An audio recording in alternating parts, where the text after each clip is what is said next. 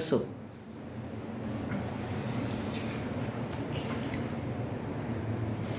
Oi, estava mexendo nas minhas fichas de aula. Isso é uma ficha de aula. Você vê, no século passado as pessoas me pagavam para dar aula. E eu dava aula com esses pedaços de papel, tudo estrupiado, tudo manchado, sujo, suado. E eu escrevia essas coisas na lousa. Tinha um negócio chamado giz. E você escrevia na lousa com giz. Essa é uma ficha de hermenêutica. A hermenêutica seria a teoria da interpretação. Vem do deus grego Hermes, que é o deus das mensagens, Mercúrio, deus do comércio também. E a hermenêutica, como teoria da interpretação, ela tem o conceito de interprest, tripas, inter, dentro, tirar das tripas, extrair o significado, trazer à tona o significado. Então, tinha vários tipos de hermenêutica, rapidamente, né? Tinha hermenêutica bíblica, que era o começo, a hermenêutica do texto sagrado, a hermenêutica da Torá. Tem a hermenêutica jurídica, que são sobre as leis, que é a interpretação das leis, que aí daria para falar muito tempo disso aí, tem subdivisões do discurso hermenêutico nisso. Tem a hermenêutica da filosofia, que é o que esse filósofo quis dizer, o que esse alquimista quis dizer, o que esse cientista quis dizer, que é a hermenêutica dos textos.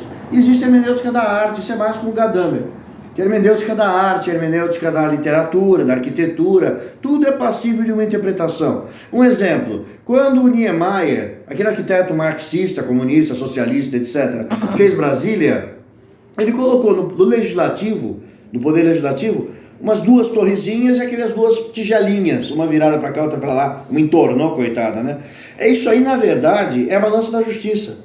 O legislativo não é o judiciário. Montesquieu separa esses poderes executivo, legislativo e judiciário. Quando Niemeyer coloca a espada da justiça com a balança da deusa Temis da justiça dentro, esqueci o nome da deusa, dentro do legislativo, ele está dizendo, não no judiciário, não no Supremo, ele está dizendo que a lei é justa. E isso é um conceito stalinista, um conceito marxista, de que a lei é boa porque ela é a lei do Estado, então não pode ser discutida, não pode ser hermeneutizada, interpretada. Então, uma coisa que eu acho interessante, que é que nós vamos comentar agora, isso tudo era só uma abertura para falar disso. Existe uma hermenêutica talmúdica, do Talmud, que é o livro de mais de 60 volumes, 68 eu acho, que interpreta a Bíblia, que complementa a Bíblia, a Torá.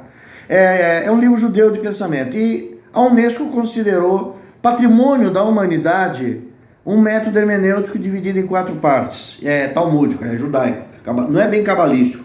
Esse método é chamado pomar, pardes. Então nós vamos falar agora da hermenêutica do pomar. O pomar, se você olhar aqui, dá um close nesse pretinho, a letra preta, as letras em preto. Deu? Uhum. Se você já deu um print, deu um print. A rede está balançando, então está indo e vindo. Então a gente para, dá o close no preto, essa parte preta. É o seguinte, dá um print nessa tela. É o seguinte... o pomar é uma método de interpretação que, como eu disse, a Unesco considerou patrimônio da humanidade. Ela divide em 4 fases. Pshat, que seria a interpretação literal. Exatamente o que está escrito ali. Então não tem interpretação. O que está escrito é. Não existe parábolas, metáforas, alegorias, figuras de linguagem, metomínias, nada disso. É só o que está escrito. O segundo nível seria remes. Aí é o nível da metáfora. É você entender que uma coisa pode estar no lugar de outra, que uma parte pode estar no lugar do todo, uma metomínia.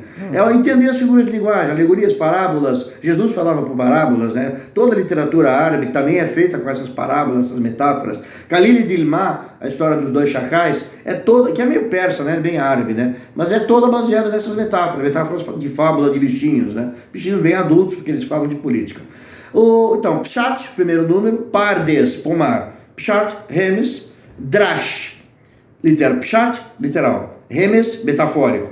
Drash é o nível erudito, é o detalhe, é a sofisticação, são as camadas de sentido. Aliás, são 4 camadas de aprofundamento, né?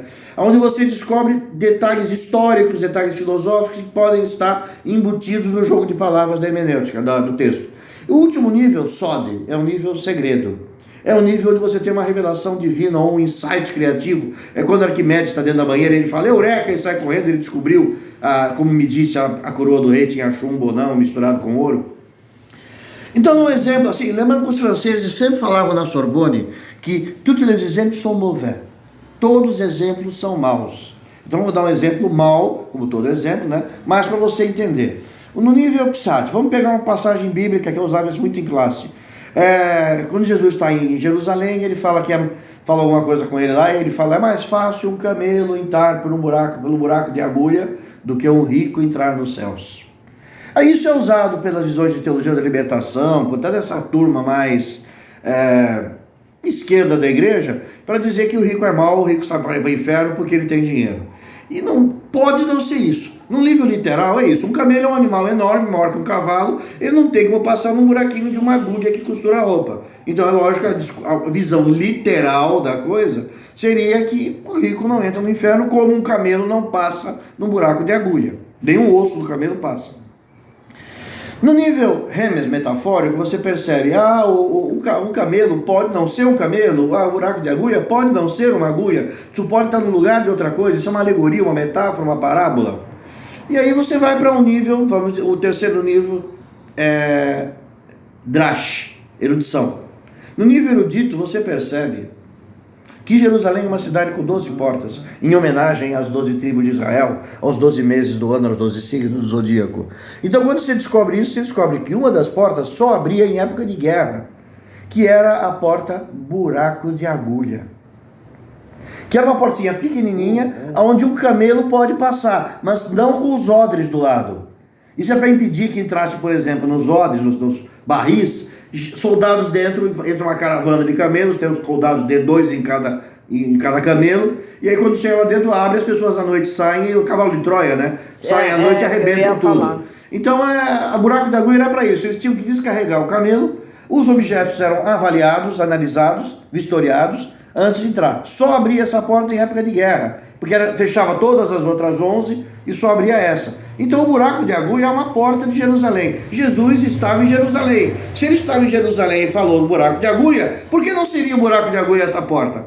Então essa é a questão do drash, da erudição, de você saber a geografia, a história, o lugar, onde é que ele está. Se você está em São Paulo, em Rio de Janeiro, e fala Copacabana, pode ser que você esteja falando ou do Copacabana Palace ou de uma praia que chama Copacabana. Agora, se eu estou em São Paulo e falo Copacabana, pode ser qualquer coisa, mas dificilmente seja o Copacabana Palace ou a praia de Copacabana. Vamos a Copacabana em São Paulo? Não tem Copacabana em São Paulo. Talvez tenha um café Copacabana, um restaurante Copacabana. Tem Copacabana na divisa do Peru com a Bolívia. Pode ser essa. Então quer dizer, então, a visão geográfica, histórica, filosófica é o drash, é a erudição. Todos são termos hebraicos.